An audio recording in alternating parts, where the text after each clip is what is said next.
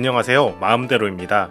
오늘은 이론이나 논문에 근거한 심리학 정보 전달이 아니라 제가 지난 6개월 동안 달리면서 나타난 심리적, 신체적 변화에 대해서 개인적인 얘기를 해보려고 합니다. 저는 달리기를 전문적으로 배운 사람도 오랫동안 해온 사람도 아니지만 달리기를 시작하며 제 삶의 많은 부분들이 달라졌습니다. 일단 첫 번째, 무엇이든 쉽게 포기하지 않는 강인한 마인드셋을 가지게 됩니다. 달리는 것은 고통의 연속입니다. 저는 아직 달리기를 6개월밖에 하지 않은 초입자이기 때문에 하프마라톤을 하면 18km 이상 넘어가는 순간부터 다리에 힘은 풀려가고 심장은 터질 것 같습니다. 제대로 끝낼 수 있을지에 대한 두려움이 몰려오고 숨이 끊어질 것 같은 고통이 오지만 참으면서 달립니다. 그렇게 고통스러운 상태로 3km는 더 가야 하프마라톤을 완주할 수 있습니다. 자기 보존의 관점에서 보면 고통을 지속하는 것은 인간의 본성에 분명히 반하는 일입니다. 하지만 이는 동시에 고통을 극복하는 습관을 기를 수 있는 기회라 생각합니다. 저는 무언가를 시도할 때 이렇게 저렇게 해보다가 그냥저냥 안되면 쉽게 포기하는 경향이 있었습니다. 하지만 마라톤을 연습하면서 포기하고 싶을 때 한 발 더 내딛는 연습을 하다 보니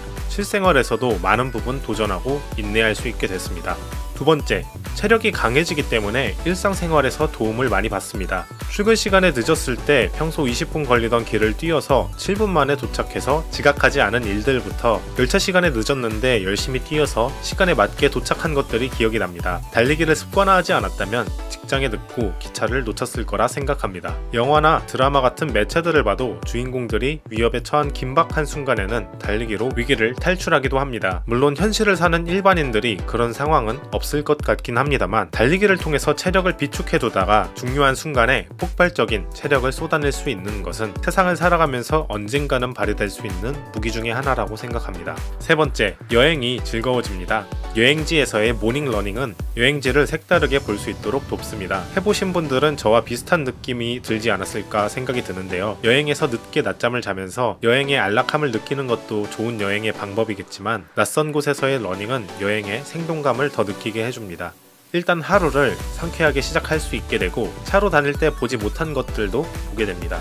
이제 여행을 갈 때 그 다음날 아침에 어떤 곳을 달릴지 코스를 짜는 것이 여행에서 기대하는 점 중에 하나가 됐습니다. 네 번째, 우울감과 무기력감을 극복할 수 있게 됩니다. 저는 대학 4년 동안 심리학을 배우면서 우울하면 운동을 하라는 말을 정말 많이 들었습니다. 학생일 때는 그냥 하는 말이겠거니 생각을 했었는데 근데 실제로도 네덜란드의 우울증 치료 가이드라인은 약물 치료와 더불어 운동을 우선치료법으로 추천하고 있고 캐나다는 경증 우울증의 경우 운동을 독립적 치료법으로 추천하고 있습니다. 저 또한 달리기를 꾸준히 하면서 이러한 효과를 체감하고 있는데요. 숨이 찰 만큼 달리기를 하면 뇌의 엔돌핀, 세로토닌, 노르에피네프린이 분비되고 이는 뇌의 구조에도 영향을 주어 결국 우울한 뇌에서 우울하지 않은 뇌로 변화할 수 있게 됩니다. 펜실베니아 대학교 마틴 셀리그만 교수는 우울증의 원인 중 하나로 학습된 무기력감을 뽑았습니다. 학습된 무기력감을 극복하기 위해서는 작은 성공 경험들, 스몰 윈스를 쌓아가는 것이 중요하다고 합니다. 일단 작은 무엇이라도 조금씩 이룬 경험이 있어야 내일의 변화를 기대할 수 있게 됩니다. 처음에는 1km 뛰는 것도 허덕거리던 내가 어느새 하프마라톤을 무리 없이 뛰는 것을 보면 내가 성장했다는 생각이 들면서 작지만 확실한 행복감을 느낍니다. 다섯 번째로 번뜩이는 경험을 하게 됩니다.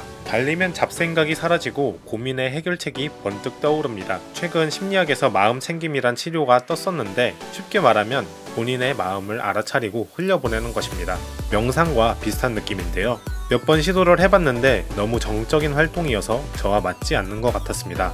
저는 오히려 달리기를 하면서 잡생각들을 정리하는 것이 더 잘 맞았던 것 같습니다.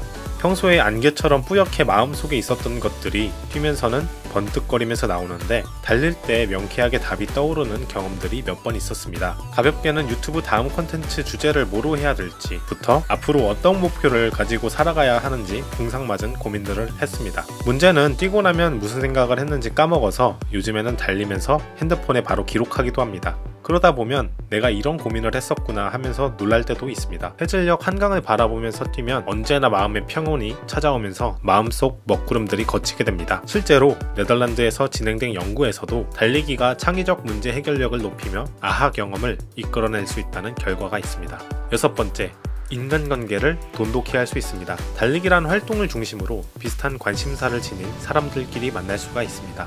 달리기가 매체가 되어 사람들이 모이게 됩니다. 굳이 만날 거리가 없더라도 달리기란 공통 분모를 통해서 꾸준하게 만나게 되고 같이 식사하면서 대화할 주제도 많아집니다. 일반화하는 것일 수도 있겠지만 기본적으로 달리기를 하는 사람들은 자기 관리를 하면서 끊임없이 성장하려고 하는 욕구들이 강한 사람들인 것 같습니다. 그래서 대화를 해보면 배울 점도 많고 동기가 생기기도 합니다. 이런 활동들을 하면서 서로의 인생에 선한 영향력을 줄 수 있다고 생각합니다. 7번째, 달리기는 살을 빼는데 가장 효과적인 방법입니다. 저는 계속되는 공부와 직장, 공부의 반복된 생활로 근 2년 동안 평소 몸무게보다 20kg가 찌게 됐습니다. 한 번에 확 찐 것이 아니라 아주 평탄하게 찐 것이라 빼는 것이 정말 힘들었습니다. 20년 2월에는 92kg까지 찌었었는데요. 달리면서 몸무게를 12kg 빼서 20년 11월 현재는 80kg가 되었습니다. 식이요법은 전혀 하지 않았고 먹는 양은 오히려 늘은 편입니다. 비록 지금은 자랑할 수 있는 몸짱 몸매는 아니지만 예전의 몸매로 살게 된 것에 감사하고 있습니다. 주변 지인들한테도 물어보면 근 2년 동안 몸집이 커져서 약간 둔해 보인다는 말을 많이 들었는데 지금은 얼굴에서 생기가 돈다고 합니다.